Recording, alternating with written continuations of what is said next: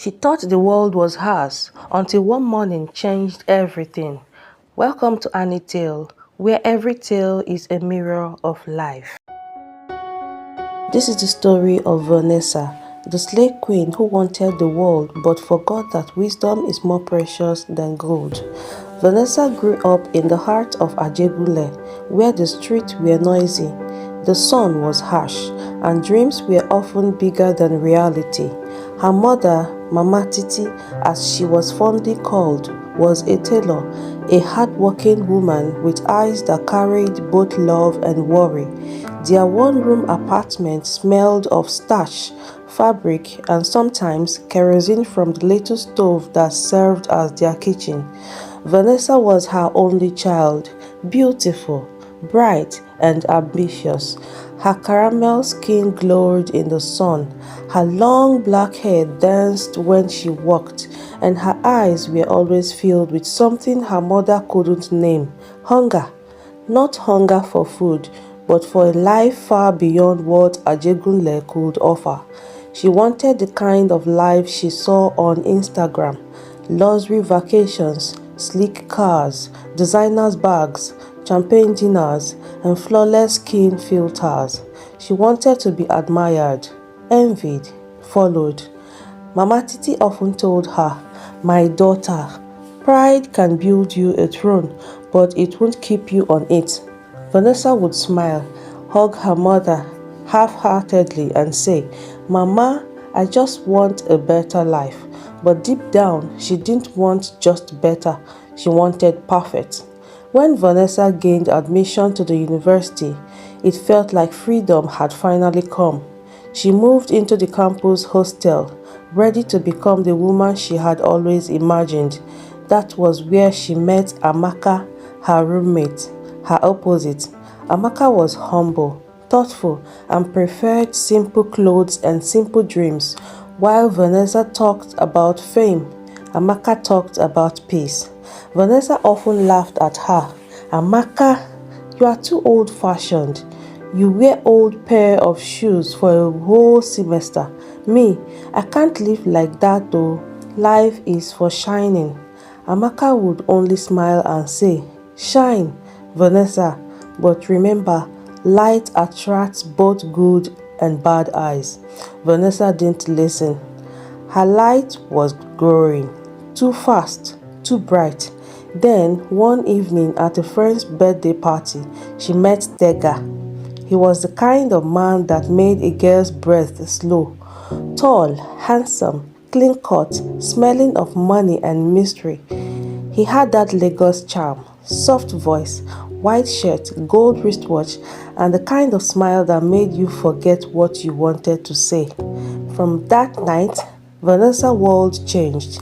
Tega took her to restaurants she would only seen online, bought her clothes she couldn't afford, and spoke words that made her heart flutter. When she asked what he did for a living, he smiled and said, "Business, real business. You don't need to worry about that." Vanessa didn't. Why ask questions when everything looked so perfect? Soon, her Instagram page became a diary of her new life: vacations, dinners, perfumes, cars. She called herself V the Queen.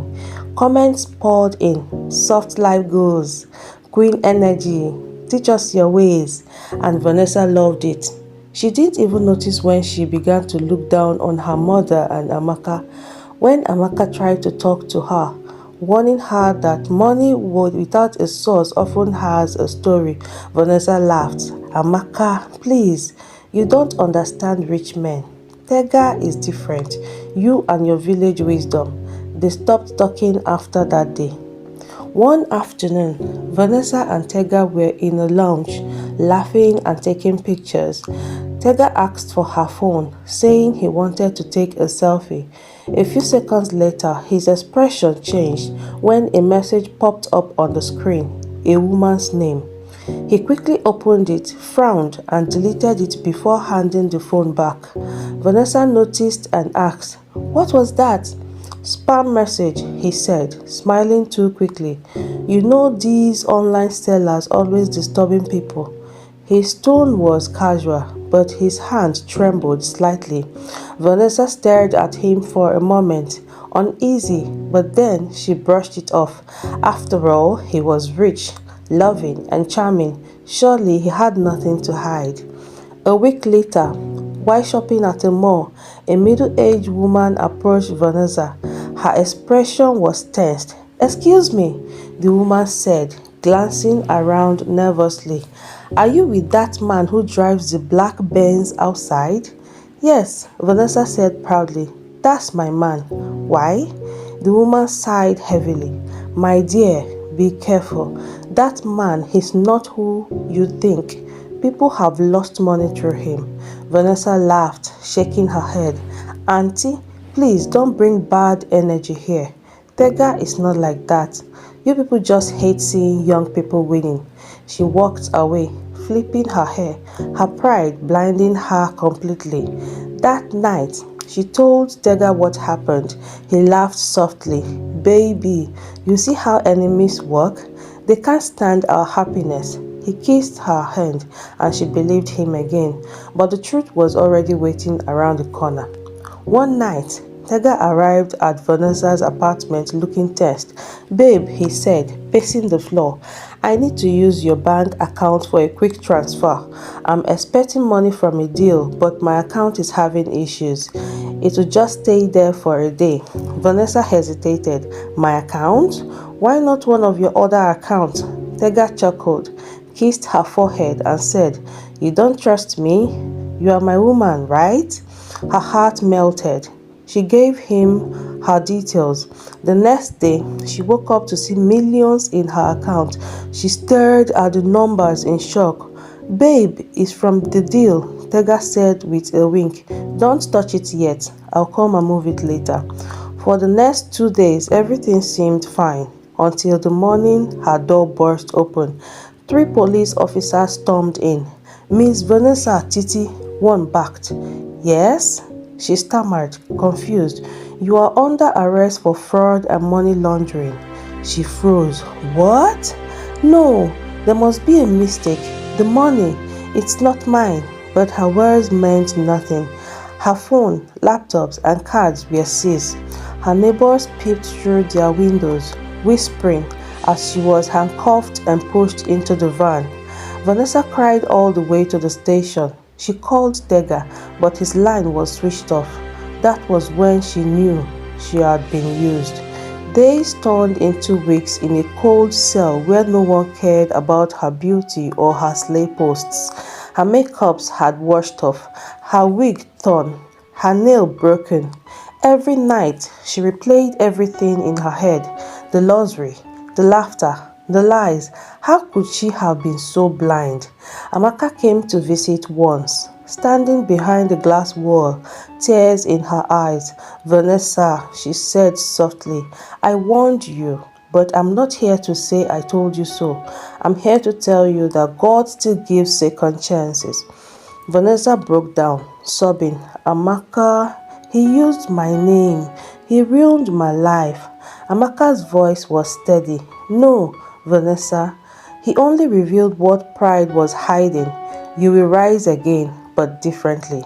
Weeks later, the real culprits, Tega and his gangs, were caught. Vanessa was released, but she didn't walk out the same woman she walked in. When she reached home, Mama Titi opened the door in disbelief. "Vanessa," she whispered. "Mama." Vanessa fell to her knees, crying like a child. Her mother hugged her, tears falling freely. "You are home, my daughter. You are home." It took months for Vanessa to heal. She had no followers now, no fancy clothes, no phones full of praise, but she had peace. She helped her mother at the shop, learned to sew, and slowly began to smile again, a quiet, genuine smile. Amaka still visited, and they would often laugh at the past. One day, Vanessa looked up from the sewing machine and said, "Amaka, I chased the world and lost myself, but God pulled me back before it was too late." Amaka smiled. "You didn't lose, V. You learned." Years later, When people passed by Mama Titi's small shop, they would see two women laughing softly, one older, one younger, their hands moving over fabrics and thread, no filters, no luxury, just peace. And so, Vanessa learned what many never do, that beauty fades, that wealth without wisdom destroys, that pride is a seed that grows into regret. In the end, she learned that the world she wanted was never worth the price of her peace. Moral of the story: true wealth is not found in luxury, but in wisdom. Be careful who you trust, for not every hand that gives you gold wishes you well. And above all, never let the hunger for status make you forget the value of your soul.